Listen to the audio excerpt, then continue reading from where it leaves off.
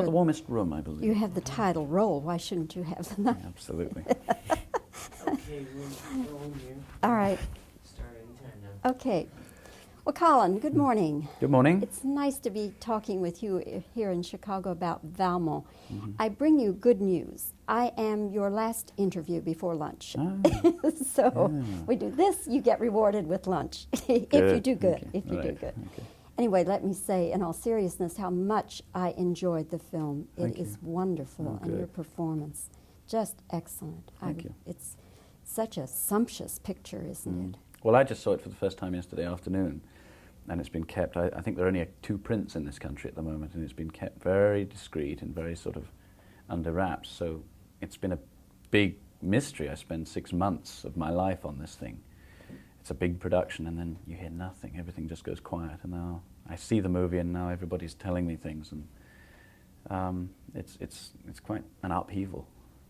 While you were waiting for this one to come out, did you see Dangerous Liaisons? Yeah, I went to see it. Yeah, yeah, I liked it. I thought it was very, very good. It has nothing to do with this, in fact. I thought that at the time, and then when I saw our movie, I felt it even more. Really, I thought, how can you compare these things? The two Valmonts, though, are very different. Mm. And yours is a little lighter, Mm-hmm. lighter strokes, Mm-hmm. not quite as mean or diabolical. Was that pretty much your interpretation, or was that Milos just encouraging that? Very much Milos. He was right. It felt right. I agreed with him. I suffered from a great temptation to make him as much of a villain as possible a lot of the time. I think actors want to do that.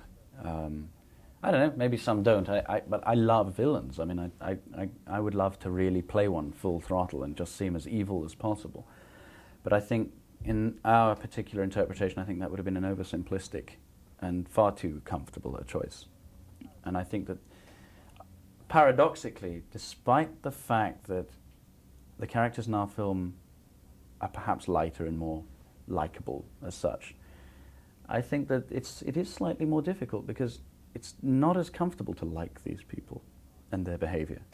I think it would be far easier if you could sit back and judge them and shake your head and tut, you know, that they're all up to no good, and I would never do such a thing.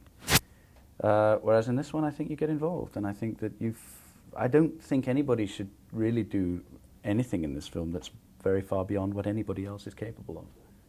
And I think that's part of its strength. You were quoted as having said that Milos Forman never lets you off the hook. What did you mean? There are directors, I think, particularly if you're working to a tight schedule and you've got little money, who will say, lovely darling, that's fine, that'll do, and it's in the can, and it really is second best.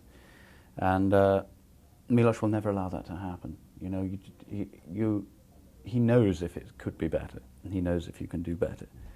And he doesn't, or even if you feel you can't do better, and he thinks you can, you know, he'll go for it and tell you, and it doesn't matter how much sweat there is.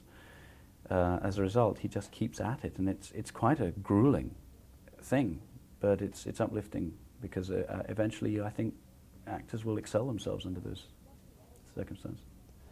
Does he ever push you to the point where you get a little testy and you wish he'd just lay off for a while? Yes, I would say so.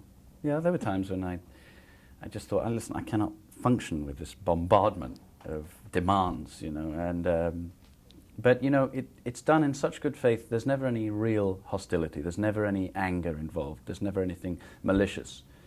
You know, you hear of directors who are really quite sadistic in their approach, and there's nothing of that with him. It's entirely humane.